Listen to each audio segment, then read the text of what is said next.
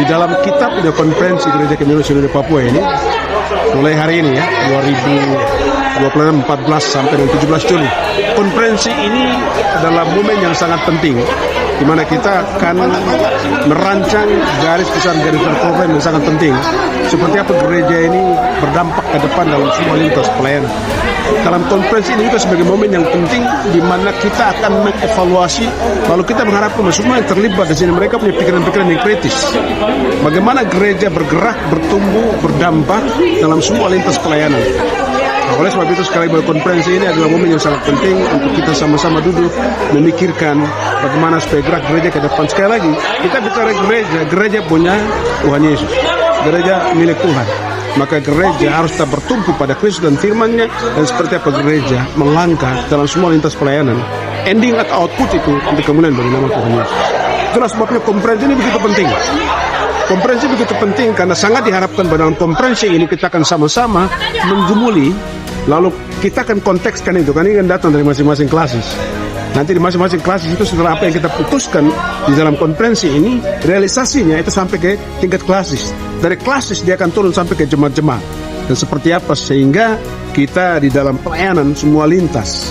Sekali lagi bahwa konferensi ini hanya merancang, lalu bagaimana kita menggeserkan atau bagaimana garis besar program itu diimplementasikan di tingkat klasis sampai ke jemaat-jemaat. Harapannya ialah semua mengalami pertumbuhan, growing together.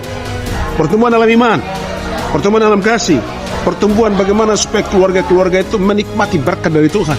Pertumbuhan juga sebenarnya kita bicara, kalau kita bicara dalam konteks penginjilan, sebenarnya harus ingat bahwa penginjilan dalam konteks gereja itu penginjilan secara holistik. Secara holistik kan kita bicara cuma ada 3, tubuh, jiwa, dan roh. Yesus itu sebagai Tuhan dan dia ajarkan kita. Ingatlah bahwa dia beritakan Injil di mana-mana, tapi yang sakit dia sembuhkan. Berarti apa? Peran kesehatan di situ. Yang lapar dia kasih makan. Berarti apa? Peran ekonomi di situ. Jadi kalau kita bicara gereja dalam konferensi ini harus berpikir secara holistik sehingga menjawab semua kebutuhan manusia, tubuh, jiwa, dan roh. Nah itu sebenarnya gereja. Kalau gereja berada pada tingkat itu, baru kita bicara Papua dan sejahtera di situ. Nah, kalau kita menjawab itu, maka saya percaya bukan karena kita, tapi karena Tuhan bahwa masyarakat kita di dalam keberkatan. Jadi itulah sebabnya konferensi sangat penting. Sekali lagi sangat penting karena kita akan merumuskan garis program, lalu program itu diimplementasikan di tingkat kelas sampai ke jemaat-jemaat dari 3 hal itu.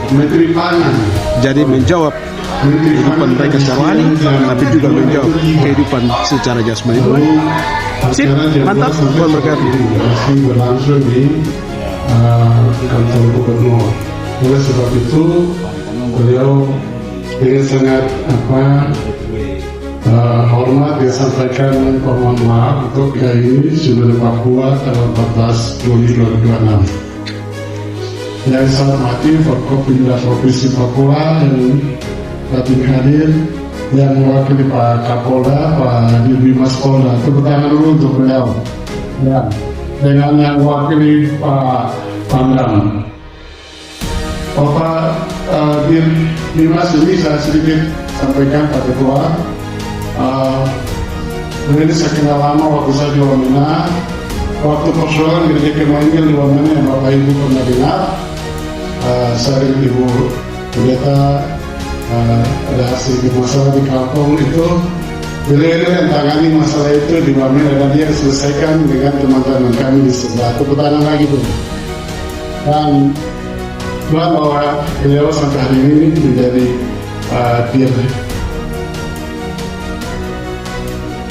Bimas. Jadi puji Tuhan, ini juga bukan kebetulan, tapi kebetulan beliau hadir di sini mendampingi di acara yang baik ini.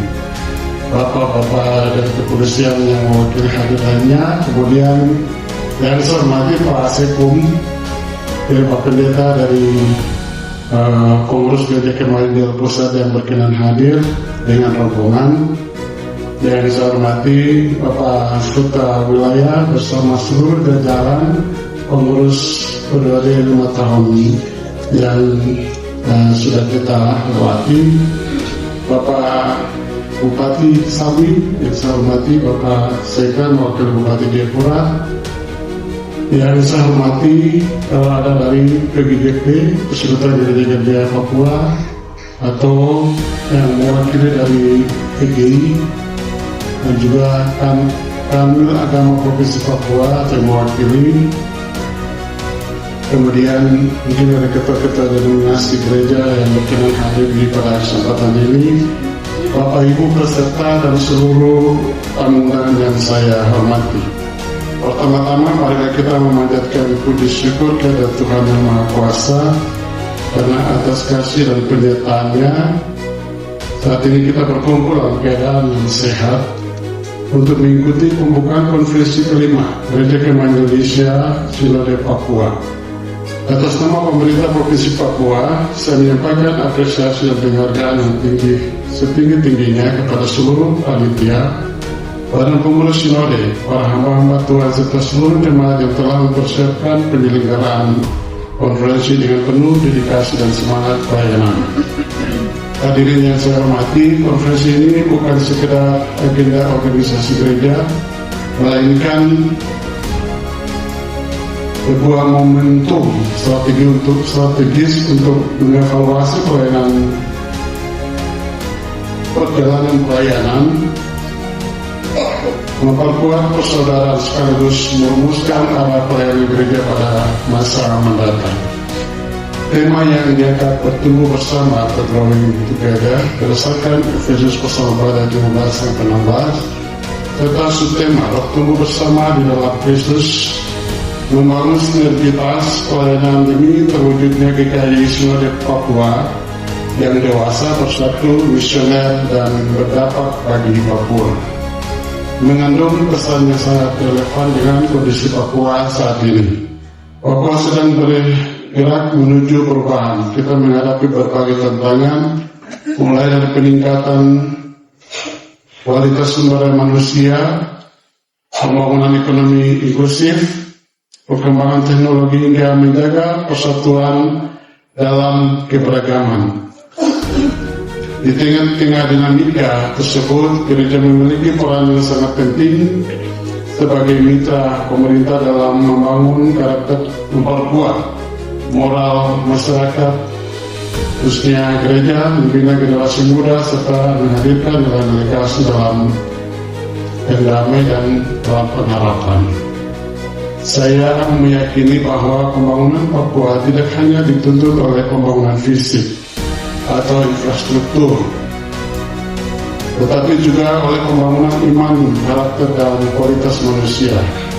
Karena itu, sinergi antara pemerintah, gereja, tokoh adat, dunia pendidikan, dunia usaha, organisasi kemasyarakatan perempuan, pemuda, dan seluruh elemen masyarakat menjadi fondasi utama bagi kemajuan tanah Papua. Pemerintah Provinsi Papua terus berkomitmen mewujudkan visi terwujudnya transformasi Papua yang cerdas, sejahtera, harmoni, atau yang sering kita singkat Papua cerah. Misi tersebut menjadi arah pembangunan pemerintah, tetapi juga mengandung semangat kolaborasi seluruh komponen masyarakat. Papua yang cerdas membutuhkan generasi yang memiliki iman yang kokoh, pendidikan yang berkualitas, serta karakter yang berintegritas.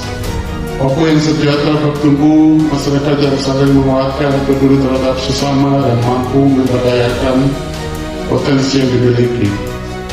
Sementara Papua yang harmoni hanya dapat diwujudkan apabila seluruh elemen termasuk gereja menjaga persaudaraan, menghormati perbedaan, dan serta terus merawat kedamaian sebagai rumah bersama.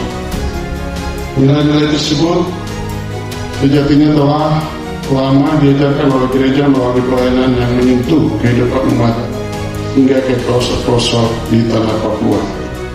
Terus saudara yang saya kasihi, saya mengajak seluruh peserta konferensi kelima GKI Sinode Papua untuk menjadikan forum ini sebagai ruang perenungan, ruang evaluasi, sekaligus ruang lahir